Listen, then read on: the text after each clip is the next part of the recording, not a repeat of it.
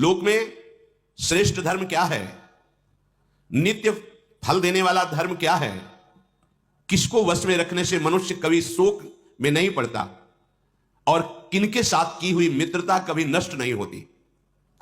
युधिष्ठिर जी ने कहा, आनुशंस्यम परोधर्मस त्रयी धर्म सदा फल मनोयम में न शोचंती संधि सद्भिर न जीर्यते।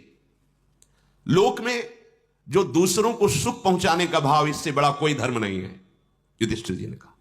गोस्वामी तुलसीदास जी ने भी, परहित सरिष धर्म नहीं भाई, इससे बड़ा कोई धर्म नहीं। दूसरों को सुख पहुंचाना, माता पिता गुरुजन वयोवृद्ध कोई भी ऐसा जिसकी सेवा का अवसर मिले, बिना स्वार्थ बुद्धि के उनको सुख पहुंचाने की भावना से सेवा कीजिए। हमारी मलिन बुद्धि पहले सोचती इसका फल क्या मिलेगा, अगर कोई प्रशंसा भी नहीं मिलेगी, कोई जान भी नहीं पाएगा, तो फिर करने में रुचि नहीं। चार लोग अगर बड़ाई ही कर दे तो कम से कम हमारा उत्साह बढ़ जाए। धर्म चार लोगों की बड़ाई के लिए नहीं किया जाता है, भगवत प्रसन्नता के लिए किया जाता है। दूसरों का हित करने के समान कोई फल नहीं, वो कोई भी जीव हो। एक नाथ जी के पावन चरित्र में सुना कि वो गंगोत्री से जल लेकर आ रहे थे रामेश्वर जी में चढ़ाने के लिए। वहां नजदीक पहुंचे तो एक देखा कि पशु गधा प्यास से व्याकुल जबान बाहर निकाले हुए पैर फड़फड़ा रहा है, मानो प्यास से वो मृत्यु हो जाएगी। तो और भी उनके साथ महान भागवत जन थे। एक नाथ जी उसकी तरफ बढ़े, कहां जा रहे हो, मुझे नहीं देखा जा रहा है, प्यास से व्याकुल है, मैं पूरा गंगोत्री का गंगाजल का कलश इसको पिलाऊं। अरे नहीं, पास में आ गए हैं, इतनी दूर से लाए, पैदल चल करके वहां जाना, वहां से पैदल यहां लाना, तो रामेश्वर जी को चढ़ाइए जिसके लिए आप लाए। बोले नहीं, अब हम एक कदम आगे नहीं जाते।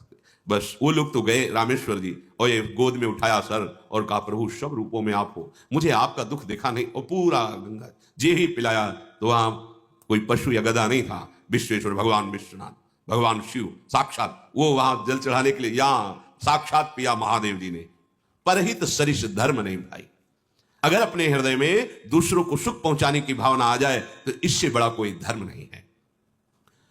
और जो कार्य शास्त्र के अनुसार किया जाता है उसी का नित्य फल मिलता है। मनमानी आचरण का नहीं, मनमानी आचरण नहीं, उसका फल नहीं मिलेगा। तस्मात् शास्त्रम प्रमाणम ते कार्याकार्यो व्यवस्थित हो। शास्त्र के गुरुजनों के अनुसार चलने से फल की प्राप्ति होती। सेवक जी ने कहा, गुरु सेवा तज करें जे बानी, यह है अधर्म यह है सभानी, कान्य नरस्कन में रहे। अगर सेवा का तात्पर्य आज्ञा होता है, अगर आप उनकी आज्ञा का उल्लंघन करके बहुत बनाकर साधना करते तो भी आपको लाभ नहीं मिलेगा, आपको अनुभूति नहीं होगी। ऐसे ही जो शास्त्र सम्मत धर्म आचरण करता है उसको उसका नित्य फल मिलता है, अविनाशी फल मिलता है। शोक उसी को नहीं होता जो मन की चालबाजी पर दृष्टि रखता है। क्या संकल्प बनाया, ये तो गलत है, नहीं, बिल्कुल नहीं होने दूंगा, बिल्कुल नहीं, वो कभी शोक को प्राप्त नहीं होता।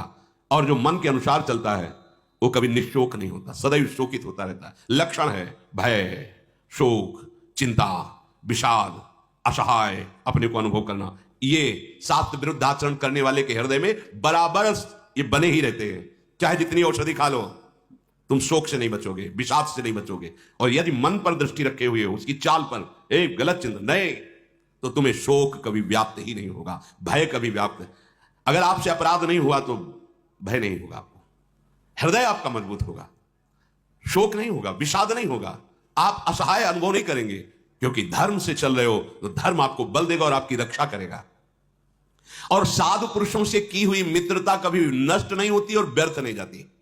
यक्ष ने यही पूछा था, किनके साथ की हुई मित्रता व्यर्थ नहीं जाती, नष्ट नहीं होती। तो युधिष्ठिर जी कह रहे, संत पुरुषों से की हुई मित्रता कभी नष्ट नहीं होती, व्यर्थ नहीं जाती। यक्ष ने पूछा, किस वस्तु को त्याग कर मनुष्य सबका प्रिय होता है, किसको त्याग देने से शोक नहीं होता, किसको त्याग देने से धनवान हो जाता है, किसको त्याग देने से सुखी हो जाता है, इसका उत्तर दीजिए। युधिष्ठिर जी ने कहा, जो अपनी प्रशंसा मान का त्याग कर देता है वो पूरे संसार का प्रिय हो जाता है। मान अहंकार से युक्त होता है। अगर अहम भरी चेष्टा है तो दूसरों को दुख पहुंचेगा, तुम्हारी वाणी से, तुम्हारी चेष्टा से, अनजाने में भी पहुंच जाएगा। अगर मान त्यागी है, दैन्य भाव है, तो वो सबको प्यारा होगा। और दूसरा, किसको त्याग देने से शोक नहीं होता, जो कभी किसी पर क्रोध नहीं करता, क्रोध का त्याग कर देता है, उसके हृदय में कभी भी दुख नहीं होता, दुख नहीं पहुंचता। धनवान कौन होता है, जो पराई स्त्री के भोगने की भावना का त्याग कर देता है, उसकी लक्ष्मी सुरक्षित हो जाती है। ध्यान दीजिए, जिसकी लक्ष्मी बढ़ती है तो कुमार्गगामी प्रवृत्तियों पर उतर जाता है। शराब पीना, व्यभिचार करना, पैसा है ना, खरीद लेंगे, खरीद लीजिए। आपकी दुर्गति भी उसी में आ रही है फलस्वरूप से, उसको तुम नहीं देख पा रहे हो। ये कानून है, ये वैदिक कानून है, ये जो अपना लौकिक कानून है, दोनों आपको दंड देंगे। ऐसी जगह फंसोगे जहां तुम्हारा कोई दोष नहीं होगा, फिर तुम चिल्ला चिल्ला के कसम खा के कहोगे कि हमसे कोई गलती नहीं हुई, लेकिन ये वो गलती जिसे कोई जाना नहीं, उसका फल मिला है आपको। भागवतिक कानून में एक सेकंड का भी हिसाब, कभी चूक नहीं होती।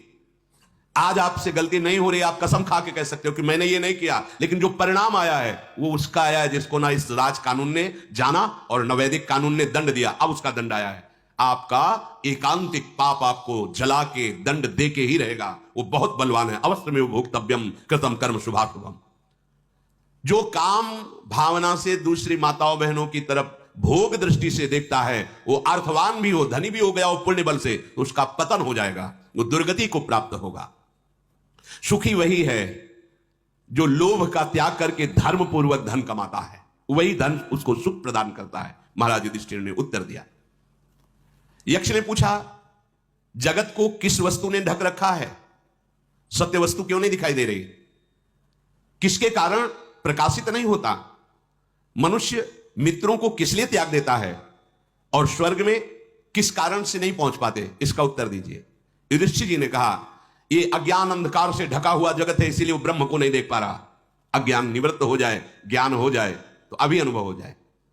तमोगुण के कारण यह अज्ञान बढ़ता रहता है और परम प्रकाश परमात्मा स्वरूप को वो नहीं देख पाता है। जब अपने हृदय में धन का लोभ, भोगों का लोभ बढ़ जाता है तो सत मित्रों की सलाह कड़वी लगने लगती है। प्रश्न था कि सतमित्रों का त्याग किस लिए कर दिया जाता है? तो बोले, जब अंदर हमारे लोभ प्रवृत्ति बढ़ती है, दूषित प्रवृत्ति बढ़ती है और सतमित्र कोई सलाह देता है तो शत्रु लगने लगता है, फिर उसका त्याग कर देते हैं। स्वर्ग में इसलिए नहीं जाते कि भोगाशक्ति के कारण उनका मन मलिन हो जाता है, इसलिए वो स्वर्ग में जाने की योग्यता खो देते हैं। यक्ष ने महाराज युधिष्ठिर से पूछा, तपस्या का क्या लक्षण है? दम किसे कहते हैं? क्षमा का क्या स्वरूप है? लज्जा किसे कहा गया है? युधिष्ठिर जी ने कहा, जो अपने शास्त्र सम्मत धर्म के करने में कष्ट सहते हैं, उसी कष्ट को सहन करने के कारण उसे तपस्या कहा गया है। सीधी बात है, बाहरी कोई भी दम्भ करने की यहां बात नहीं कही गई। अपने मार्ग में चलने पे जो आपको कष्ट पड़ रहा है, अब सोचो 2 बजे 2:30 बजे तो कौन पैसा दे के जगाओ तो नहीं जगेंगे। आज के समय में कैसे जगेंगे? कहीं ना कहीं उनके हृदय में धर्म है जो उनको जागृत कर रहा है, उनको प्रेरित कर रहा है साधु समागम के लिए, सतमार्ग के लिए। और जो सतमार्ग में चल रहे हैं, अब देखो प्रतिपल मन विषय में ही मनोरंजन करना चाहता है, और उस मन को रोक करके भगवत मार्ग में लगाना बहुत जलन होती है, बहुत कष्ट कई तरह के होते हैं। केवल भोजन मिल जाना, वस्त्र पहन लेना, वास मिल जाना, इतना ही थोड़ी मन की तसल्ली के लिए। देखो ना, 2 बच्चे हैं आपके घर में, देखो कौन सी असुविधा है, फिर भी देखो आपकी कितनी बात मानते हैं। मनमानी आचरणों से आप उन्हें रोक नहीं सकते। और ये जो उपासक अपने मनमानी को रोककर गुरुमानी होते, उनकी आज्ञा से चलते, तो उनको भी मन जलाता है। उसी जलन को सहना, धर्म के मार्ग में चलने पर जो कष्ट आता है उसे शांतिपूर्वक सह जाना ही तपस्या कहते हैं, ऐसा महाराज युधिष्ठिर कह रहे। और दम, मन का दमन करना ही दम कहलाता है। और निंदा, स्तुति, मान, अपमान, इनमें समान रहना ही क्षमा कहा गया है। क्षमा का स्वरूप क्या है? कोई निंदा करे तो आपके अंदर जलन नहीं होनी चाहिए, सम्मान करे तो आपके अंदर आनंद की गुदगुदी नहीं होनी चाहिए, हर्ष की। हमारा नहीं, अगर ऐसा है तो अभी क्षमा जागृत नहीं हुई। किसी भी द्वंद्व से कोई भी अंदर हलचल ना होना, युधिष्ठिर जी कहते हैं, इसे क्षमा कहते हैं। लज्जा, जो कार्य